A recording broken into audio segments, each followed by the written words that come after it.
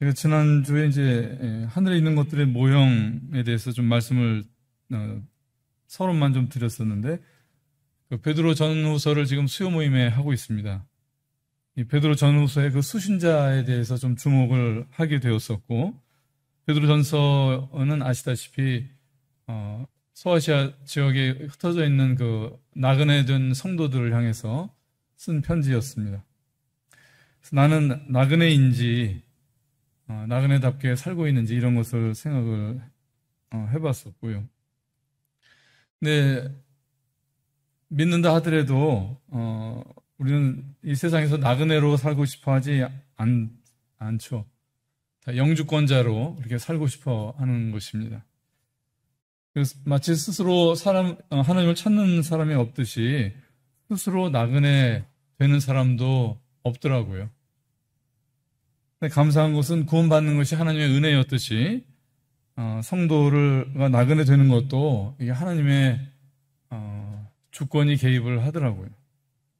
생로병사의 인생에 대해서 철이 들고 이 삶의 고난들을 겪고 또 뭐 뉴스를 들 때마다 보게 되는 이 희망 없는 세상에 대해서 알게 하시면서 하나님께서 그의 자녀들을 나그네로 빚어 가시는 것 아닌가 이렇게 생각이 듭니다. 베드로 후서의 수신자들은 다 같이 한번 보겠습니다. 베드로 후서 1장 1절에 예수 그리스도의 종과 사도인 시몬 베드로는 우리 하나님과 구주 예수 그리스도의 의를 힘입어 동일하게 보배로운 믿음을 우리와 같이 받은 자들에게 편지하노니. 그래서 이 편지는 베드로와 동일하고 보배로운 믿음을 가진 자들에게 보냈다고 하는 것입니다.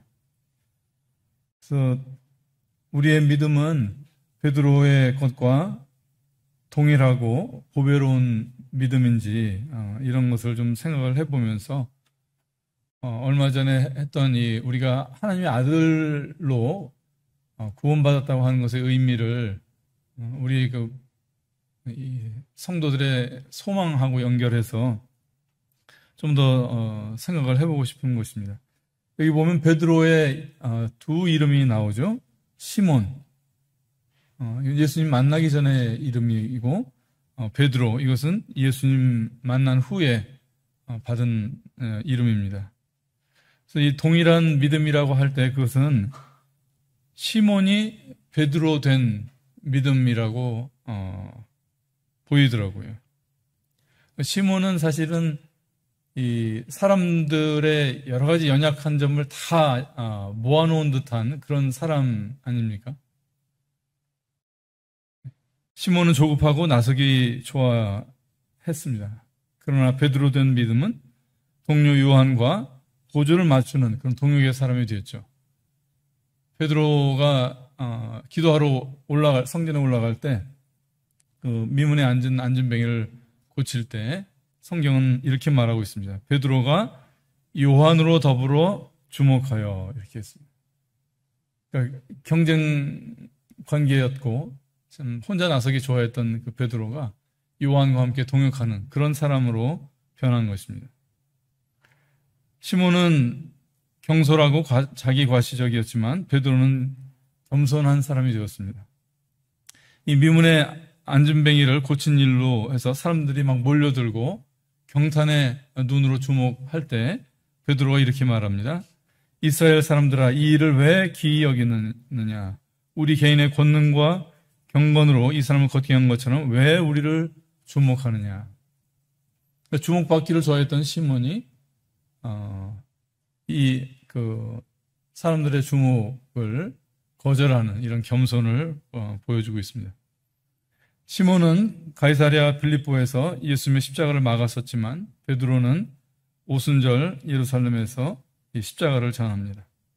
시몬은 배움이 없는 사람이었지만 베드로는 유대 지도자들을 명쾌한 논리로 제압을 합니다.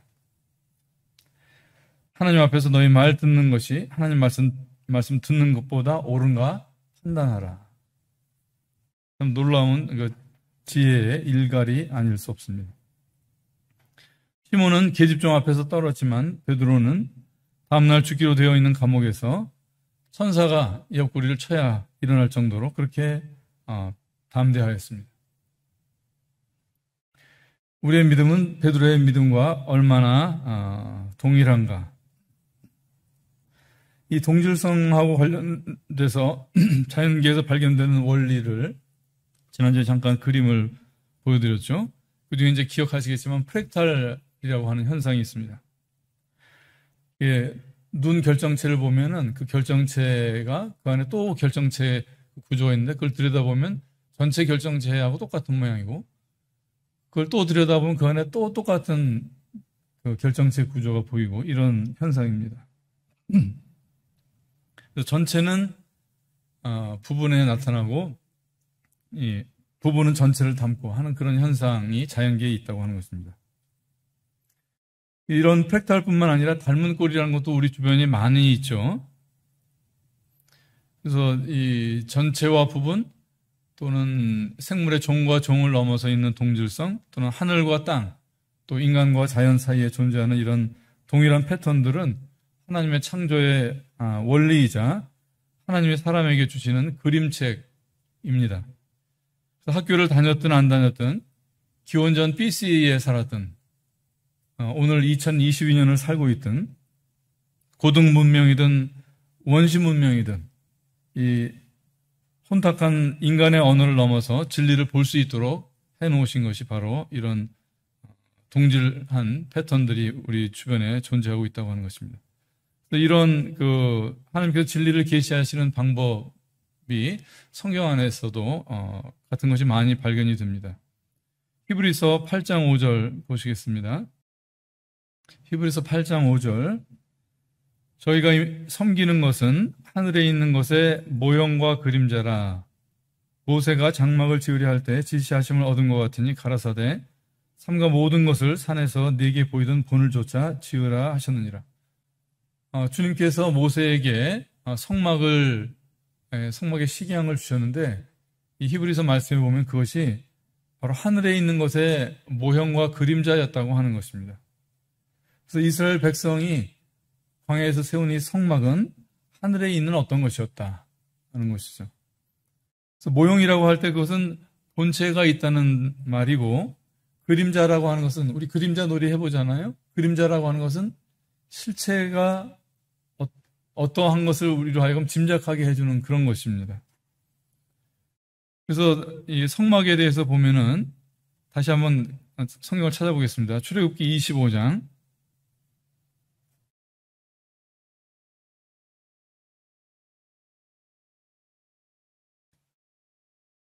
그럼 모형과 그림자로 주신 이 성막이 무엇이냐?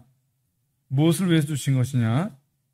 출애굽기 25장 22절에 거기서 내가 너와 만나고 속죄 소위 곧 증거교회 위에 있는 두 그룹 사이에서 내가 이스라엘 자손을 위하여 네게 명할 모든 일을 네게 이르리라. 예수님께서 요한복음 14장에서 내가 곧 길이요 진리요 생명이니 그렇게 말씀하시면서 나를 통해서 아버지께로 이른다고 하셨잖아요. 그리고 히브리서 1장 2절에 보면은 이 모든 날 마지막에 아들로 우리에게 말씀하셨다 이렇게 하셨어요. 그러면 이 출애굽기의 성막의 목적과 예수님이 하신 말씀, 신약에 있는 말씀들을 같이 떠올려 보면은 무엇이냐? 바로 예수님이 사람이 하나님을 만나는 길이고 하나님이 궁극적으로 사람에게 말씀하시는 바가 바로 예수님이라고 하는 것입니다. 그래서 우리가 구약의 성막이 이스라엘에게만 의미를 갖는 것이 아니라 우리가 지금 그 성막의 구조나 그 기명들, 여러 가지 그 기명들을 볼 때 거기서 하나님이 사람을 만나시고 사람에게 말씀하시는 바이신 예수님을 우리가 만나게 되는 것입니다. 다른 또 예를 보면 히브리서 10장에 제사장마다 매일 서서 섬기며 자주 같은 제사를 드리되 이건 구약의 제사를 말씀하시는 것이죠. 12절에 가보면 오직 그리스도는 죄를 위하여 한 영원한 제사를 드리시고 이렇게 말씀이 있어요. 그러니까 레위기에 나오는 구약의 제사들 번제, 화목제, 소제, 속죄제, 속건제 이 5가지 제사가 한 영원한 제사가 되실 예수 그리스도의 그림자였던 것입니다. 그래서 에베소서 5장에는 그리스도께서 너희를 사랑하신 것 같이 너희도 사랑 가운데서 행하라. 그는 우리를 위하여 자신을 버리사 향기로운 제물과 생축으로 하나님께 드리셨느니라. 바로 이 영원한 제사가 되실 예수님에 대한 모형이 구약에 주어져 있었던 것입니다. 그래서 이 5가지 제사의 이 고유한 방식들이라든지 그 제물로 쓰인 소나 양, 염소 이런 것들 역시 예수 그리스도의 인격과 사역을 나타내는 것입니다. 그런가 하면 사람과 자연계도 서로 닮은 꼴이 있습니다. 창세기 1장 2절 말씀 기억하시죠? 땅이 혼돈하고 공허하며 흑암이 깊음 위에 있고 하나님의 신은 수면 위에 운행하시니라. 이 말씀은 사단의 반역으로 초래된 이 물질 세계의 모습인데 사람의 상태가 이와 닮은 꼴인 것입니다. 그래서 많은 사람이 이 구절을 읽을 때 예수님의 십자가에 대해서 잘 몰라도 이 구절을 읽을 때 자신과 이 말씀이 오버랩이 되는 거예요. 즉 닮은 꼴을 통해서 하나님이 사람에게 말씀하시는 것입니다. 그 다음 창세기 1장의 그 2절 다음 절이 보면 어떻게 되죠? 하나님이 가라사대 빛이 있으라. 그래서 이 혼돈과 어둠 뒤에 빛이 있으라 하시면서 바로 이 공허와 어둠이 끝나고 창조가 시작이 됩니다.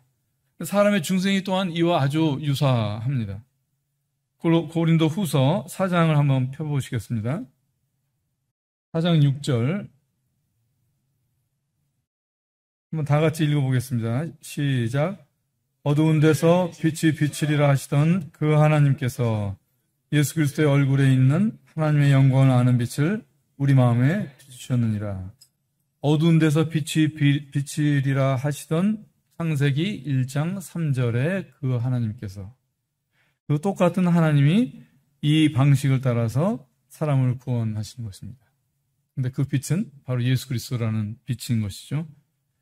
그래서 수면에 운행하시던 하나님이 물질 세계의 창조를 시작하셨듯이 흑암이 덮인 이 사람에게 하나님의 빛을 비칠 때 중생의 역사가 일어나는 이것이 마치 창세기 1장 1, 2절에 이렇게 암시가 되어 있고 모형같이 또는 그림자같이 우리에게 주어져 있는 것입니다.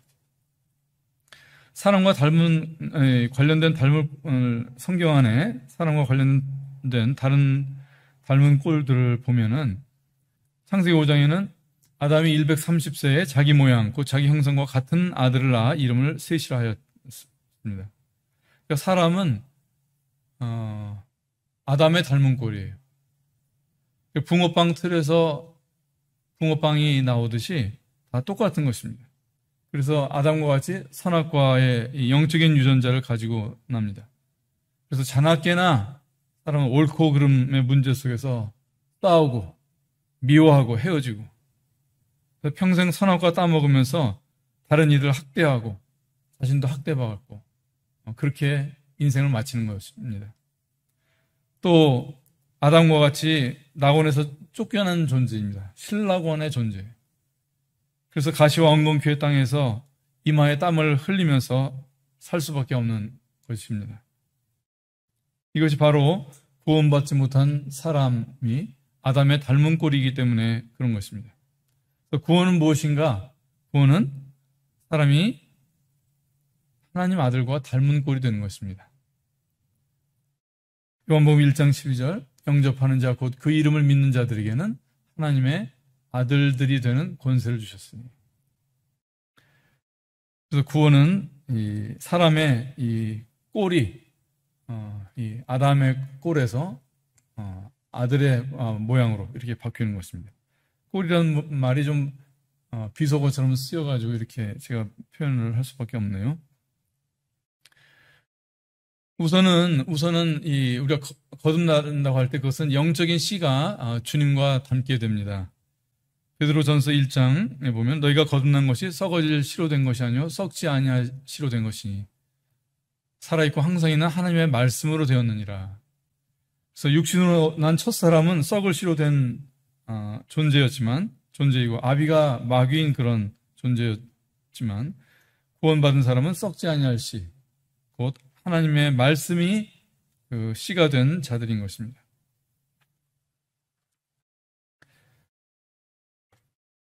그래서 이 야고보서에는 이 거듭난 이 성도들을 가리켜서 우리를 낳으셨다 이렇게 말씀하시죠. 낳으셨다. 그가 그 조물 중에 우리로 한 첫 열매가 되게 하시려고 자기의 뜻을 좇아 진리의 말씀으로 썩지 아니할 씨로 우리를 낳으셨느니라.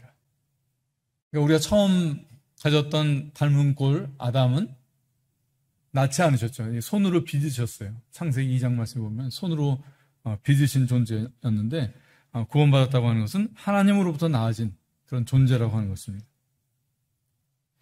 히브리서 1장 5절에는 하나님께서 어느 때에 천사 중 누구에게 네가 내 아들이라 오늘날 내가 너를 낳았다 하셨으며 또다시 나는 그에게 아버지가 되고 그는 내게 아들이 되리라 하셨느냐.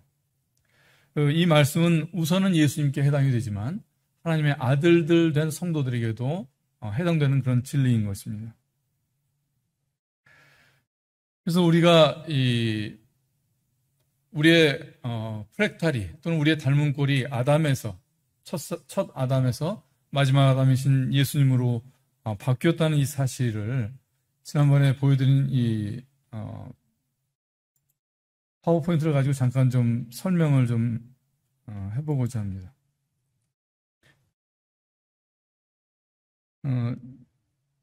이 말씀하고 관련해서 봐야 될 말씀이 요한계시록 22장 말씀입니다. 요한계시록 22장 16절 다 같이 한번 펴보겠습니다.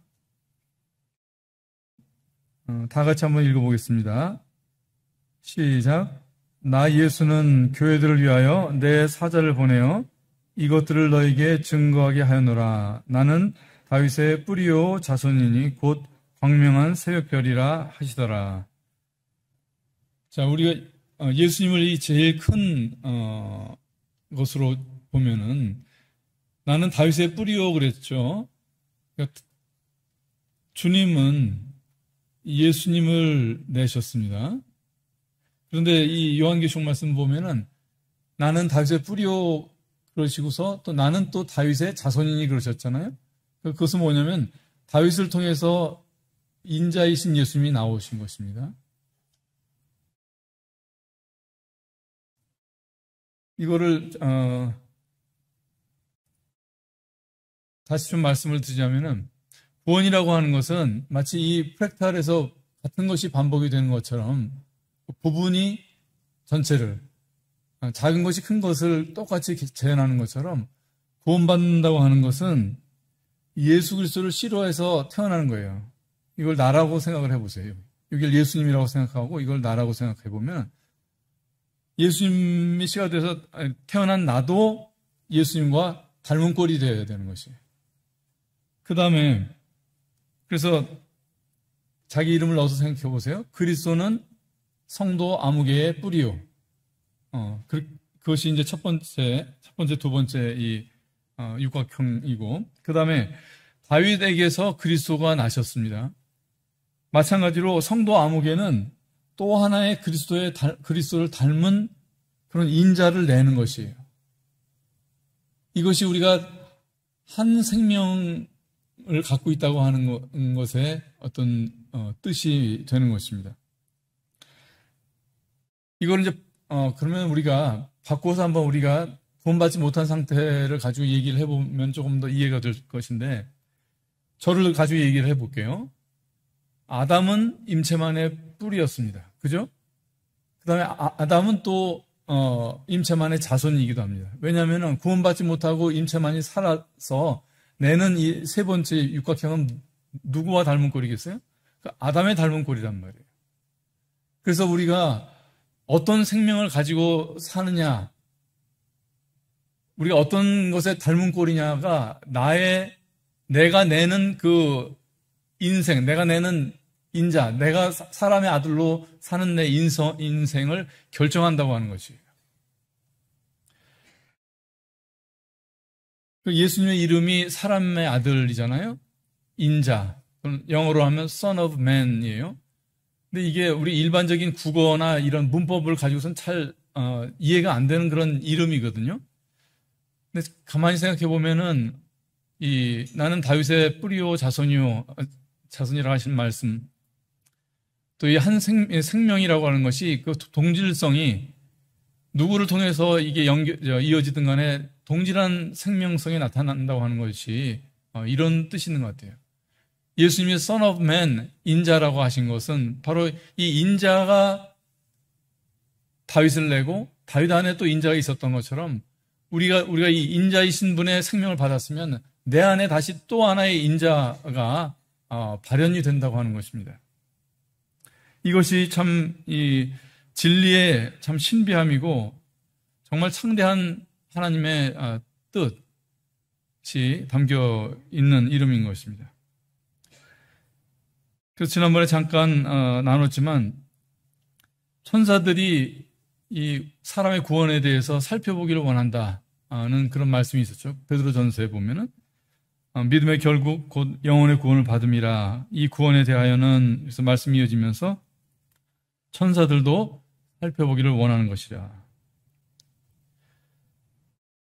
그래서 천사들이 이 구원에 대해서 살펴보기를 원하는 그 궁금증은 무엇이냐면은 바로 이 구원이 첫 아담과 다른 이 사람들이 생기기 때문이라고 하는 것입니다.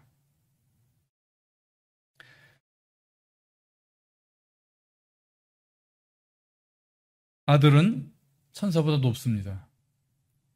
자기보다 낮은 존재에 대해서는 사람들이 궁금증을 갖지 않죠. 아들은 천사보다 높습니다. 그리고 예수님이 아들이신 예수님이 그러셨을 뿐만 아니라 우리 그와의 형제된 그런 이 구원을 받은 성도들도 천사들보다 높은 것입니다. 그리고 이 구원이라고 하는 것은 영혼만 아니라 몸도 이 하나님 아들과 닮은 꼴이 됩니다. 빌립보서 3장에 그가 만물을 자기에게 복종케 하실 수 있는 자의 역사로 우리의 낮은 몸을 자기의 영광의 몸의 형체와 같이 변케 하시리라. 이 생로병사의 낮은 몸이 영광의 몸을 입게 된다고 하는 것입니다. 그래서 예수님이 이 영화로운 몸을 입으셨듯이 그의 형제된 구원받은 자들도 영화로운 몸이 기다리고 있는 것입니다. 고린도전서 15장에는 우리가 흙에 속한 자의 형상을 입은 것 같이 또한 하늘에 속한 자의 형상을 입으리라. 이 사람이 이 아담의 프랙탈에서 하늘에 속한 아들의 프랙탈로 바뀌는 것, 이것이 구원이고, 이것에 참 우리가 기다리는 이 마지막은 사람의 상상을 넘는, 우리의 그 기대의 한계를 넘는 놀라운 그런 일이 될 것입니다. 그래서 이것을 언뜻 보여주는 말씀이 제가 전에 한번 말씀드린 적이 있는데 시편 17편에 있습니다. 시편 17편 마지막 절. 나는 의로운 중에 주의 얼굴을 보리니 깰 때에 주의 형상으로 만족하리이다. 성경에서 이 잘 때라는 말은 죽음을 의미하고 깰 때는 부활을 의미할 때가 많습니다. 여기 마지막 절 말씀에서 그리고 주의 형상으로 그럴 때는 이 형상이라고 하는 것의 뜻이 닮음의 뜻입니다. 닮음. 그러니까 여기는 우리가 주님을 보게 될 것에 대한 말씀은 많이 있죠. 그런데 여기서는 번역이 조금 번역을 좀 바꿔야 된다고 생각하는데 주의 형상으로라기보다는 주를 닮은 것으로 인하여 이렇게 하는 것이 맞겠습니다. 나는 의로운 중에 주의 얼굴을 보리니 깰 때에 주를 닮은 모습으로 인해서 만족하리라. 내가 부활할 때 예수 그리스도를 닮은 그런 예수님과 닮은 형제가 돼서 깬다고 하는 이 사실을 이 시편을 통해서 아주 살짝 그러나 분명하게 우리의 미래에 대해서 이렇게 말씀을 해주신 것입니다. 시편 133편에는 형제가 연합하여 동거함이 어찌 그리 선하고 아름다운고, 이 말씀 우리가 잘 아는 말씀인데, 보통 여기 이 말씀 볼 때는 우리가 믿는 성도 간에 연합하는 것에 대해서 이렇게 생각을 합니다. 그런데 어느 날 이 말씀을 읽다가 이 형제 안에 예수님과 내가 보이더라고요. 구원이라고 하는 것이 이거로구나. 예수님과 내가 형제와 형제로 연합하고 동거하는 것. 그것을 알게 됐을 때 정말 놀랍고 감사하고 정말 감격스럽더라고요.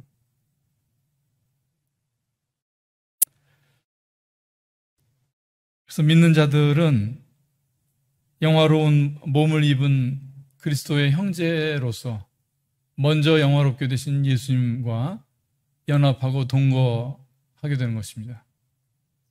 그것이 우리 이제 교회가 그것의 어떤 예비적인 그런 단계로 또는 맛보기로 우리에게 주어져 있지만 우리의 영생은 그와 같을 것입니다. 그래서 놀라운 것이고 영생이란 것이 무엇인지에 대해서 생각하게 되는 그 말씀이 아닐 수 없습니다. 그래서 고린도전서에는 이 구원을 가리켜서 우리 주로 더불어 교제케 하는 것이다.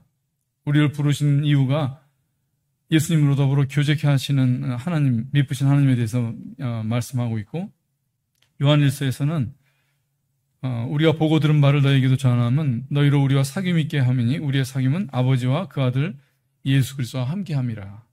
그래서 이 구원의 목적이라고 하는 것이 영화롭게 된 사람과 주님과의 이 사귐이라고 하는 것입니다. 천사들은 거룩하기는 하지만 몸이 없습니다. 주님과 연합하고 동거하는 그런 대상이 될 수가 없어요. 그래서 천사들이 자신과 다르기 때문에 살펴보기를 원하는 것입니다.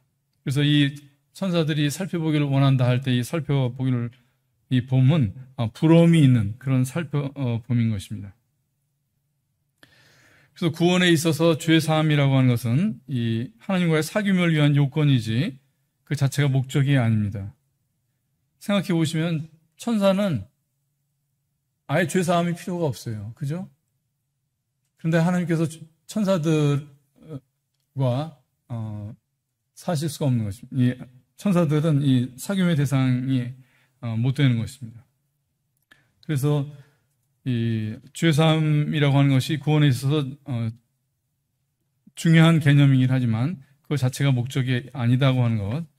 만일 이게 사람이 깨끗한 게 되는 것이 목적이라고 하면은 천사들로 충분한 일이 되었을 것입니다. 그래서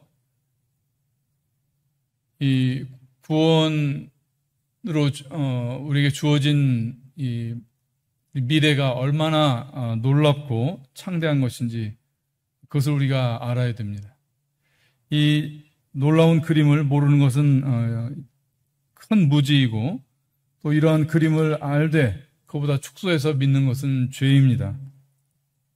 구원의 영광을 축소하는 것은 하나님을 축소하는 것이기 때문에 그런 것입니다. 아가서 4장을 한번 보겠습니다. 4장 1절. 내 사랑 너는 어여쁘고도 어여쁘다. 너울 속에 있는 내 눈이 비둘기 같고 내 머리털은 길라산 기슬게 놓은 무리 염소 같구나. 내 이는 목욕장에서 나온 털 깎인 암양 곧 새끼 없는 것은 하나도 없이 각각 쌍태를 낳은 양 같구나. 이 아가서의 여자는 그리스도의 신부인 교회를 의미하죠. 근데 여기 보면은 쌍태를 낳은 양과 같다. 왕이 사랑하시는 신부, 그의 어여쁜 교회는 그리스도와 닮은 형제들을 낳는 것입니다. 그래서 우리 교회의 복음 전도나 성도 교육은 바로 이 진리를 놓치지 않기를 바라는 것입니다. 그러면은 이 예수님의 닮은 꼴로 산다고 하는 것이 어떤 것이 되어야 될까? 이걸 잠깐 생각을 해보겠습니다. 그건 맏아들이신 예수님께서 본을 보이셨죠. 예수님을 보면 나는 스스로 온 것이 아니요 아버지께서 나를 보내셨다 하셨고, 나는 내가 아버지께 들은 것을 세상에 말한다 하셨고, 나는 아무것도 스스로 하지 않고 보내신 이의 원대로 한다 이렇게 하셨어요. 그러니까 예수님의 오심과 일하심과 말씀하심은 철저히 아버지께 의존되어 있었던 것입니다.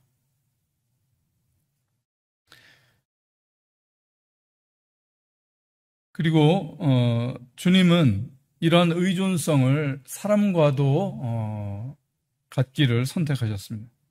그래서 아가서 2장에 보면은 나의 사랑하는 자는 내게 속하였고 나는 그에게 속하였구나.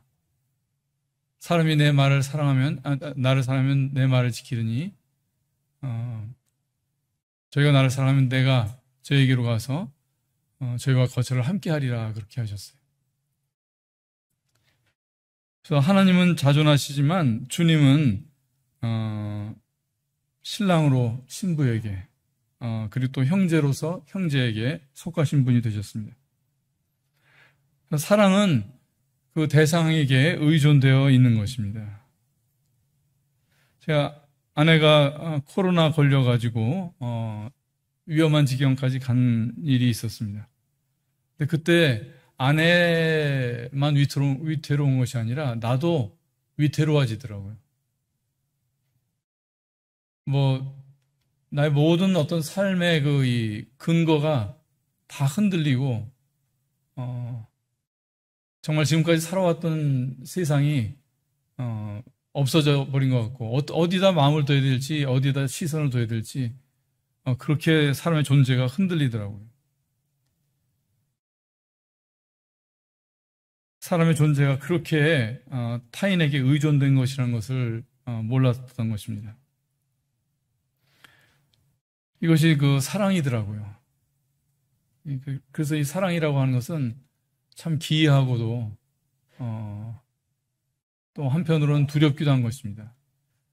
우리가 다른 모든 고등 종교에도 자비하신 하나님 또는 능력의 신이 있지만은 자비하고 사랑하고 갈라지는 지점이 이 지점이더라고요. 자비로우신 분에 의해서는 우리가 어떤 혜택은 받지만 이렇게 나와 생명을 같이 하시고 그 존재가 함께 묶여 있고 함께 동거하고 연합하는 그런 신은 아닌 것입니다. 그래서 이와 같은 신을 제시하는 다른 종교가 아마 있을 수가 없을 거예요. 한 분 하나님, 우리가 성경에서 만나는 이 예수님만이 바로 그런 분이시는 것입니다. 그래서 이 사랑의 이런 본질에 대해서 알게 될 때 이건 자비의 문제, 긍휼의 문제보다 더 놀라운, 하늘과 땅을 비교할 수 없는 것과 같은 이 차이 앞에 참 두려워지는 것입니다. 그래서 성도들이 예수님과 닮은 꼴로 산다고 할 때 그것은 우리도 다른 이들에게 의존성을 가져야 한다고 하는 것입니다. 첫째는 우리는 예수님께 의존이 돼 있는 존재들입니다. 아까 10분 메시지에서 나왔듯이 포도나무이신 예수님께 우리는 붙어있는 가지로서 우리가 삶의 열매를 맺고 우리가 생존한다고 하는 것은 철저하게 1%도 하나님을 떠나서는 가능하지 않은 것입니다. 또 하나는 우리가 믿는 자 간의 의존성이 있다고 하는 것입니다. 세상 격언에도 있잖아요. 독불장군 없다. 이 성도는 독립적으로 존재할 수 없습니다. 성도를 이제 몸의 각 지체라고 하셨을 때 성도와 성도는 공동 운명체인 것입니다. 그래서 우리가 서신서에 보면은 바로 그렇게 성도의 삶을 살아간 바울, 베드로 또는 요한을 통해서 우리가 얼마나 우리 형제들에게, 지체들에게 우리가 의존되어 있는지 알게 되는 것입니다. 기쁨도, 슬픔도, 희망도 다 우리가 함께 연동이 되어 있는 것입니다. 고린도후서 11장에는 누가 약하면 내가 약하지 아니하며 누가 실족하게 되면 내가 애타하지 않더냐. 그 지체의 약함과 실족함도 나의 것인 것입니다. 그의 약점과 실족함을 볼 때 판단의 마음이 먼저 드는 것이 우리 본성입니다. 그러나 여기에 대해서 우리가 부끄러워하고 마치 자식의 잘못이 그대로 부모의 잘못이 되고 자식의 부끄러움이 그대로 나의 부끄러움이 되는 것과 똑같은 원리로 우리가 정말 사랑의 사람들로 부름을 받았으면은 이와 같은 마음이 우리 안에 있어야 되는 것입니다. 그래서 우리가 사람을 사랑한다고 하는 것, 또 우리가 누구에게 의존되어 있다고 하는 것은 큰 약점을 갖는 것이더라고요. 다른 사람의 다른 이들의 어려움이 그대로 내게로 오고 그의 부끄러움도 나의 부끄러움이 되기 때문에 우리가 큰 이런 약점을 갖는 것이고, 또 그러한 이 사랑의 관계는 약한 것이 드러나고 또 약해질 수밖에 없어요. 부부 사이가 그렇고 부모 자식 간의 관계가 그렇습니다. 부모가 약해질 수밖에 없고 또 약점이 드러난 것을 다 품고 이럴 수밖에 없는 것이 바로 이 사랑의 관계인 것입니다. 사람들이 이렇게 악착같이 돈을 벌고 승진을 하고 이렇게 높아지려고 하는 이유가 무엇입니까? 약점을 안 갖기 위해서 그러는 것이에요. 사람에게서 이 경건이 발휘되는 깊은 동기도 이것일 수가 있더라고요. 종교적으로 탁월해져 가지고 사람들로부터는 물론이고 하나님으로부터도 간섭 들을 필요가 없는 그런 존재가 되고 싶어 하는 것이 바로 우리 안에 있다고 하는 것입니다. 이건 구원이 아니고, 이건 성도의 모습이 아니고, 이거는 기독교적인 해탈을 추구하는 것이에요. 그래서 너무 약점을 안 보이려고 하는 것이라든지 신세지는 것을 못하고 그러는 것, 그건 건강한 상태는 아닙니다.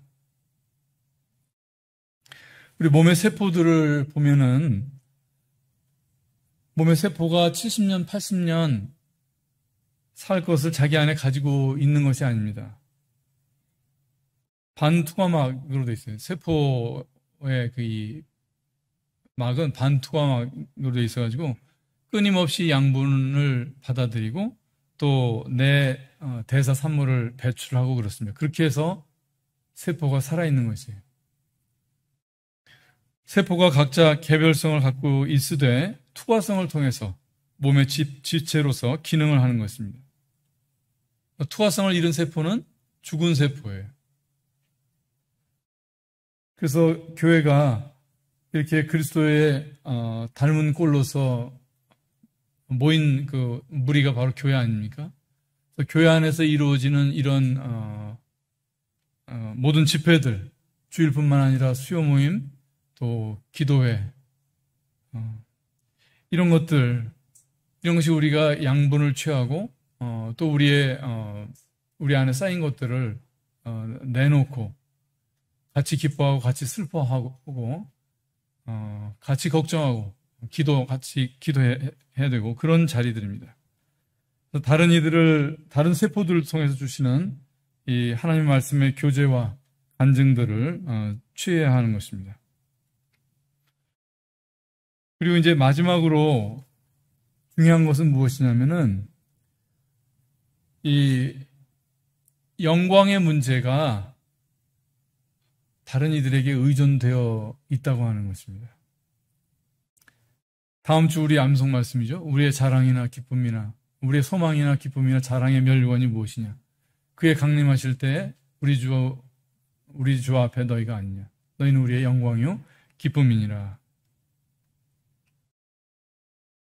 그래서 나의 자랑거리가 내가 얼만큼 자랑스러워졌는지에 있지 않고요. 그에게 있다고 하는 것입니다. 이게 너무나 놀라운 하나님의 지혜가 아닐 수가 없어요. 그는 초라하고 나는 자랑스럽고 명예스럽고 할 수 있느냐. 그건 세상에서는 그렇게 돼요. 그러나 하나님의 나라에서는 그렇지 않습니다. 다른 사람을 영광스럽게 한 것, 그것을 자기의 영광으로 거두도록 그렇게 해놓으셨어요. 그렇게 진리가 디자인이 되어 있는 것입니다. 진리가 그렇게 이런 원리로 우리에게 있는 것입니다. 생각해 보면은 너희가 우리의 영광의 기쁨이니라. 이걸 맨날 자나깨나 하는 사람이 있잖아요. 부모들이 자식들을 향해서 너희가 나의 영광의 기쁨이라. 이렇게 늘 이렇게 말하고 있지 않아요? 자식들 향해서. 그러니까 주저없이 그리고 헌신적으로 자녀들이 잘 되기를 위해서 노력을 하는 것입니다. 우리는 지체를 명예스럽게 하고 지체가 높아지도록 그렇게 섬겨야 합니다. 지체가 영광스럽게 되는 것, 그만큼이 내 영광의 크기라고 하는 것을 아는 것, 이것이 진짜 지혜입니다. 그리고 정말 하나님의 이게 지혜인 것이 왜 그렇게 해놓으셨느냐? 왜냐하면은 십자가를 지는 사람이 영광을 얻을 수 있도록 하기 위해서. 다른 사람을 높이는 것 쉬운 일이 아니죠. 내가 죽고 내가 낮아지고 하고 싶은 말 참고 삼키고 그렇게 해야지 가능한 것이거든요.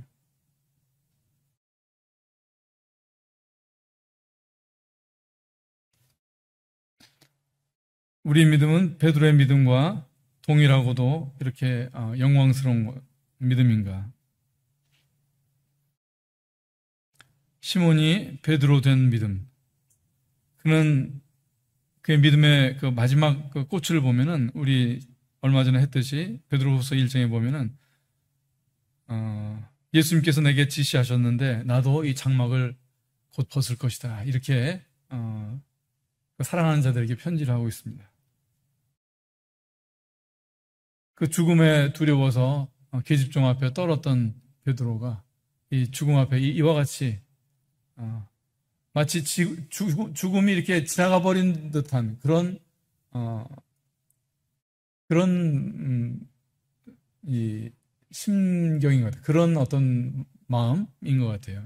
저는 바울의 그 디모데서의 말이나 나의 그 떠날 기약이 가까이 왔다고 하는 그런 바울의 말이나 이 베드로의 말을 보면은 이렇게 다가오는 죽음에 대해서 이렇게 담담한 정도가 아니라 이미 죽음이 한번 그를 이렇게 지나가 버린 듯한 그런 놀라운 이 평온한 상태를 보게 됩니다.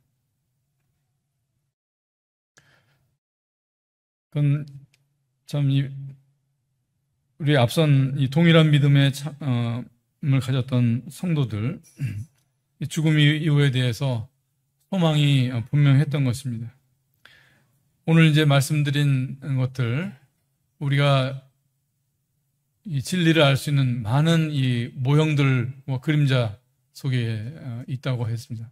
우리 주변에 보면은 사실은 너무나 많은 것들이 앞으로 있을 것들에 대해서 이렇게 모형과 진리, 그림자로 우리에게 있습니다. 우리 사람들에게 영생이라든지 천국이 어떨 것인지에 대해서 또 그림자로 주신 것들이 있더라고요. 사람이 누구나 영혼에 대해서 이렇게 언뜻 경험해 보는 것이 사랑에 빠질 때입니다. 연애할 때 잊고 있었던 그 영혼에 대한 그런 그 영혼의 그 문이 살짝 열리는 그런 경험들을 하게 되고요. 천국에 대해서도 우리더러 알 수 있도록 그렇게 해주셨어요. 사실 우리가 다 천국을 다 경험을 하거든요. 근데 다 잊어버려서 그렇죠. 언제 경험하느냐? 다 아이 때 이미 우리 경험을 했습니다. 근데 우리는 잊어버리는데 어떻게 알 수 있냐면은 우리의 자녀들을 통해서 다시 한번 그것을 알게 돼요. 제가 이제 손녀도 얻었고, 손녀는 이제 돌이 됐고, 외손자도 얼마 전에 얻었는데, 아이만 만나면 그냥 어른들이 파한 대소가 되죠. 아이들 때문에 웃는데 가만히 웃고 나서 보면은, 아, 내가 평소에 얼마나 안 웃고 있었는지를 알게 될 정도로 아이들 통해서 너무나 신선한 그런 기쁨을 갖게 됩니다. 그리고 아이하고 있다 보면은 아이한테 조금이라도 어떤 그 반응을 좀 보고 싶어가지고, 어떨 때는 애들이 이제 애가 재롱도 하지만은, 어떨 때는 그 재롱을 보고 싶어가지고 막, 그 앞에서, 어른들이 막 이렇게 하는데, 보면 재롱은 어른들이 하더라고요. 좀, 사람을 그렇게 바꾸는 그런 놀라운 그 기쁨과 생명이 그 아이들한테 있습니다.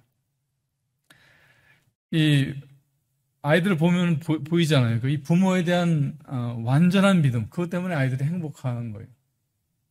그리고 선악과가 없죠. 그래서 보면은 하나님께서 이 선악과가 없었던 에덴 동산 또는 이 영원한 이 천국과 영생에 대해서 알 수 있도록 사람의 이 인생을 선악과가 없었던 이 아이 때하고 선악과 이후에 이 지옥 같은 때로 이렇게 딱 구분을 해 놓으셨더라고요. 감사하게도. 나면서부터 선악과로 살면 얼마나 끔찍하겠어요. 근데 이 영생의 시기를 경험할 수 있도록, 또는 어른들로 하여금 이 영생과 이 천국의 기쁨을 다시 기억할 수 있도록 그렇게 아이 때를 주신 것입니다.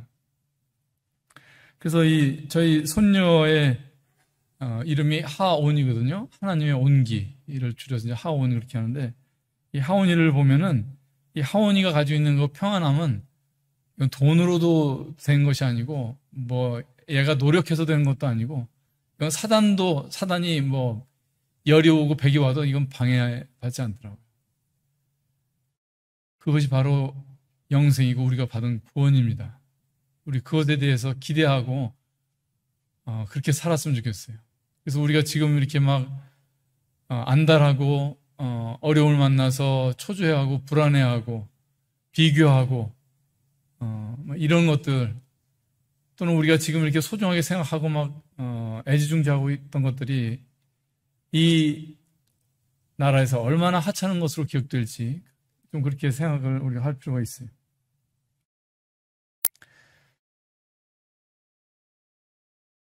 우리 하온이를 보면은 정말 얼마 전까지 천국에서 놀다가 내려온 것 같은 그런 인상을 받는 것입니다. 인생은 처음에는 성취와 소유가 중요한 것 같지만 갈수록 더 중요해지는 것은 소망입니다. 고린도전서 13장에 영원한 것에 믿음, 소망, 사랑이 나오는데, 이 소망이라고 하는 것이 영원한 것이기도 하지만 바로 사람에게 있어서 오늘을, 이 고단한 현실을 살아야 되는 우리들에게 너무나도 중요하고 절실한 필요가 아닐 수 없습니다. 이 사단이 예수님을 시험할 때 마지막으로 세상 만국을 다 보여주고 그 영광을 주겠다고 시험한 적이 있죠. 지금도 세상 신은 우리들에게 세상의 영광과 매력적인 것들로 소망을 삼을 것을 속삭입니다. 그러나 그런 것들은 다 70년, 80년 살고 나면 더 이상 소망이 될 수 없는 그런 것들입니다.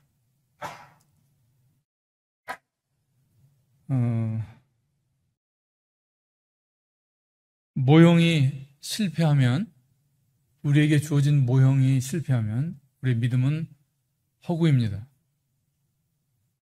우리가 가진 믿음, 이 천국과 부활과 또 영생, 그 완전한 연합, 완전한 평안, 이런 우리의 믿음이 공상이나 판타지가 되지 않으려면 증거가 있어야 됩니다. 부활하신 주님께서 제자들에게 그 부활을 믿게 하시기 위해서 나를 만져보라 그러셨죠. 영은 뼈와 살과 없으되 나는 있느니라. 우리에게도 증거가 필요합니다. 주님이 지금 살아계시면 우리가 주님을 만져서 그 부활과 그 영화로운 몸의 증거를 우리가 얻을 테지만 지금 주님이 안 계시죠. 그러면 우리가 이 증거를 어디서 얻을 것인가? 바로 교회가 그리스도의 몸이라고 하는데 그 답이 있습니다. 교회가 답입니다. 교회가 증거가 되어야 됩니다. 교회를 통해서 구도자들이 이 영광스러운 믿음의 결국에 대해서 볼 수 있어야 돼요. 그리고 우리 자신도 그런 증거가 필요합니다. 안 그러면 세상을 기웃거리고 세상에 의지하고 세상의 것 더 갖지 못하고 더 되지 못해서 아쉬워하고 애석해하는 그런 발람 같은 믿음에서 벗어날 수가 없는 것입니다. 구원은 우리가 하나님 아들 되는 그런 구원입니다. 천사들이 살펴보기를 원하는 큰 구원입니다. 그리고 이 구원에 대한 증거는 우리 안에 주어져야 됩니다. 성도들이 우리가 그리스도의 몸을 이루는 데서 그것은 주어질 것입니다. 그리고 그 진리를 사랑이라고 할 때 사랑은 의존성으로 존재하고 또 사귐으로 실천되기 때문에 그렇습니다. 우리가 영적으로 점점 어두워지고 영적인 그 도전이 많은 시대를 살고 있지만 교회가 희망이 되어야 됩니다. 그리고 우리 그런 소망과 기대를 갖고 그리스도의 닮은 꼴로서 주님이 온 사역과 그다음에 온 기쁨을 하나님과 또 형제된 우리 사람들에게 그의 형제들에게 의존하셨듯이 우리도 좀 더 그런 사람들이 되었으면 좋겠습니다. 제가 잠깐 기도하고 마치도록 하겠습니다.